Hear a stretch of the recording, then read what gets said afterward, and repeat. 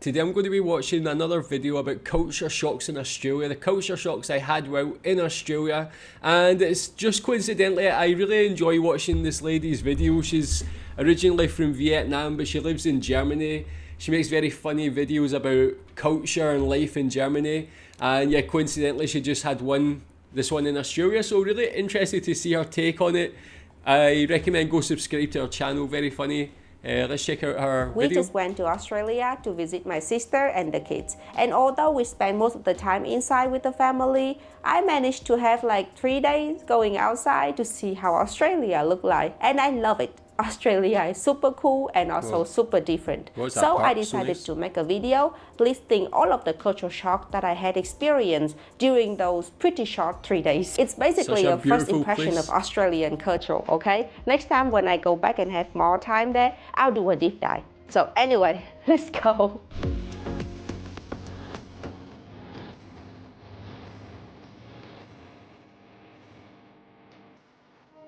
Before coming here, I have not heard about the ozone layer problem in Australia. Apparently, their ozone layer is depleted, which means it is not as strong as other places to protect us from skin cancer, which means you have to be very careful when you're going out on the streets over here. You have to apply sunscreen. And in Australia, they also have pretty high rate of skin cancer too. Good that German boyfriend remembered that and bought a lot of sunscreen. So we're trying to apply as many and as often as you can. If you go to the schools over here, like kindergarten, you could see that each of the kids have a sunscreen stick to make sure that they are well protected at school too. Even my son does that here in Malaysia when he's playing football, going to school. Always need to be safe, protect the kids.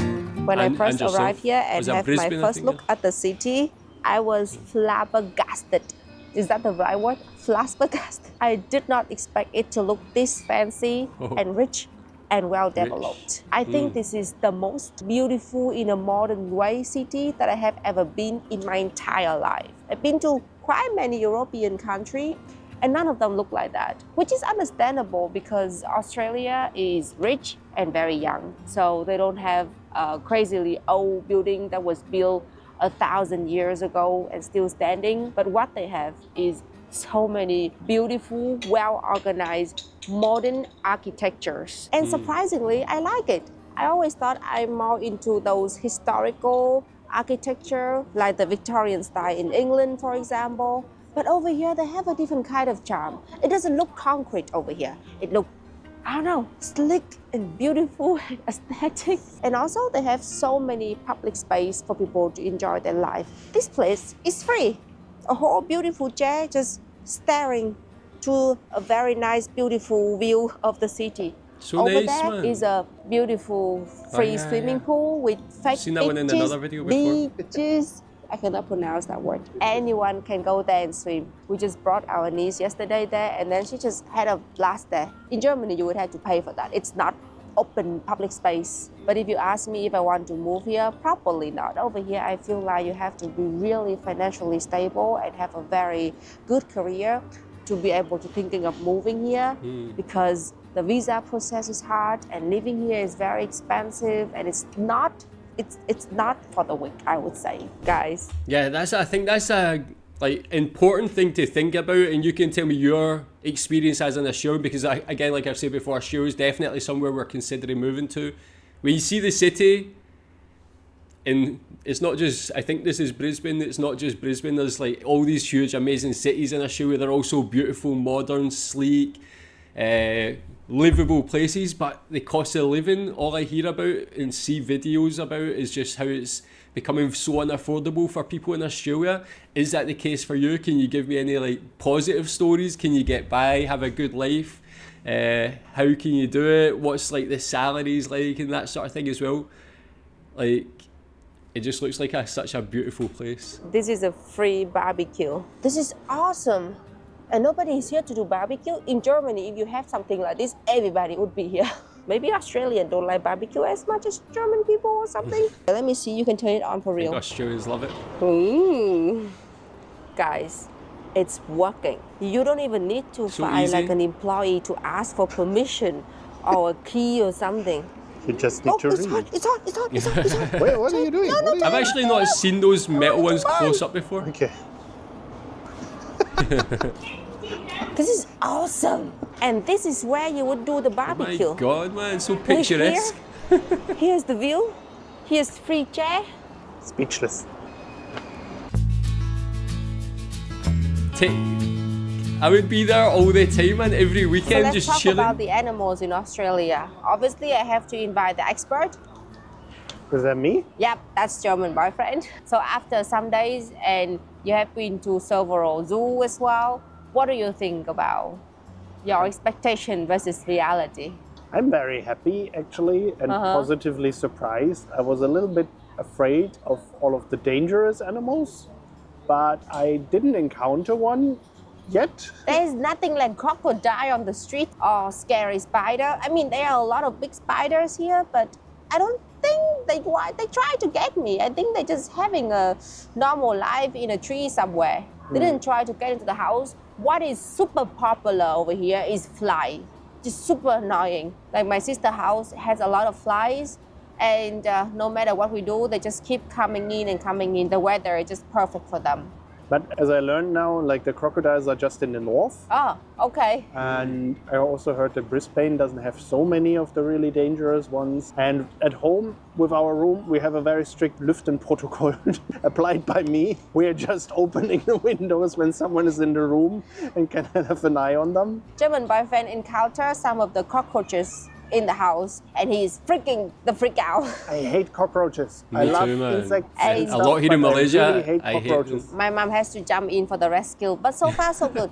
We have seen a lot of water dragon. Yeah, water dragon. The water cool. dragon in Australia, they just lie in the sun like this all the time, everywhere. You literally need to be careful not to step on them. They are super chill. They never want to have anything to do with you. The lizard, on the other hand, are just running all over the place. They are fast, they are chaotic. I don't like them. I like the dragon more. The kangaroo are the softest thing you have ever touched in your life. We went to Australian zoo and there was a kangaroo encounter because they were super chill. You can It's like a petting touch them. zoo, actually. So they were just lying there and you can touch them and they are so soft and they are so cute and they are not like those back kick murderous animal that I thought they are at all. I still feel weird about standing in front of them because of the legs, the powerful legs. But like I saw little kids really approaching them and also being a bit clumsy and they didn't care at all. They're like the super chill. No, the chillest guys out there are of course the koalas, but the koala is a bit boring because they just sleep all the time and they are on the tree. But so cool, you but- only can find them in the zoo. Actually, they are not hanging on the tree like I thought over here. I don't know what I thought about Australia. I thought of it as a place where wild animal live freely next to human, which is turned out not true at all. Maybe you have to live in a deserted area or like a village or something. To be fair, although we live in the city, we have seen a lot of wild animal just chilling, walking around the street, which is way much more than what I see in Germany. For example, we have those giant Australian turkey.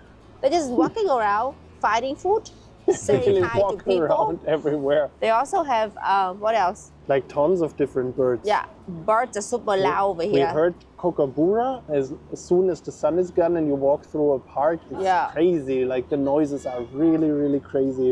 In Vietnam, for example, I still remember one time I was sleeping on my bed and then there was a lizard fall on me from the ceiling. So I thought that was the kind of encounter I would have in Australia, but so far so good. So we are both having fun. Actually, I picked up a lizard from the bed of my niece. So Okay. she was screaming and then I was coming for the rescue. Have you ever found a lizard in your bed? Again, but here What I in learned about Malaysia, a lot of Australia lizards. from the internet is that this place is like an alien, another planet kind of place because their continent is separated from a long time ago, so they have their own animals and plants and things like that. So I was ready to see crazy kinds of biology things over here. To my surprise, it's pretty close to Vietnam though, compared to, European country. And also they have kind of similar weather as well. For example, these beautiful purple flower, in Vietnam we call them paper flower, and we plant them everywhere because It is super easy to grow them in Vietnam, and you can grow them here as well. At this time of the year in Brisbane, they have tons of bang lang tím, and we have that in Vietnam too, like those purple, beautiful giant tree as well. They do also have crazy, interesting plants that look like they could eat me or some things like that.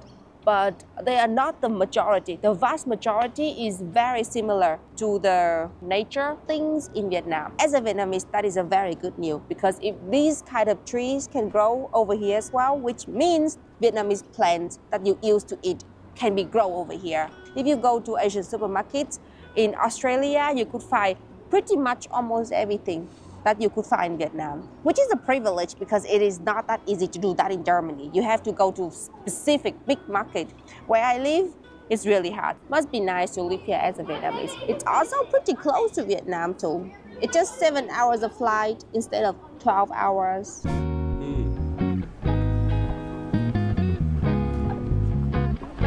I have just one rule when it comes to eating out in Australia. Always eat inside the restaurants. I don't like to eat outside because the birds over here are really nasty and they have no shame at all. They're not afraid of human. They just there for the food, and it's really scary. There's one called Australian white ibis or ibis with a beak which is long like this. They're big like a giant stalk. They just walk around trying food, and then they jump on your table, they steal your food, they attack you. Yesterday, I literally saw one of them stealing a whole slice of pizza and then also eating it. I wouldn't compare them with pigeon in the Europe because they are way more aggressive. I would not compare them to the seagull as well because actually seagull keep distance with you. I would compare them to they love your fish and chips. A dog that like human but like to steal food from you.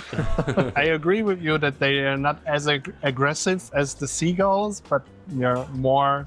They're very bold, I would say. Exactly, they're not aggressive, but they are not afraid of human. They just walk in front of you, and they were like, "You have food? I want food. Give me the food." That's what I've heard in previous videos, to be honest. In some parts in Germany, you could also find vegetable garden as well, like here. But those you cannot touch. Normally, you just look at them. I don't know what they do with that, but it's not for the public to use.